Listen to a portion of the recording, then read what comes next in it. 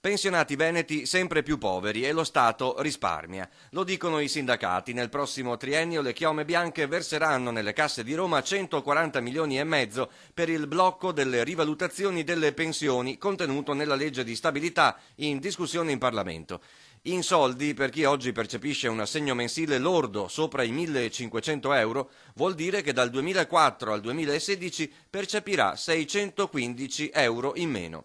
Cifre che gli anziani non recupereranno mai, sottolineano CGIL e CISL-UIL. Il problema riguarda 400.000 pensionati in Veneto, il 32% del totale. Per ora scriveranno ai parlamentari, ma sono pronti a scendere in piazza. Noi non siamo d'accordo su questo, quindi chiediamo l'incontro con loro, andremo nelle piazze, stiamo facendo volantini, faremo presidi e se non basterà andremo anche in piazza Roma. Se un terzo dei pensionati veneti incassa un vitalizio mensile che va dai 1.500 euro lordi in su, ben il 50% ne prende meno di 1.000. Sono 650.000 persone a rischio. I pensionati stanno precipitando per una grossa fetta nel limbo della povertà relativa, della povertà assoluta. Bisogna che questa cosa si fermi. È dal 1992, dicono i sindacati, che i pensionati subiscono tagli dalle leggi finanziarie dei governi.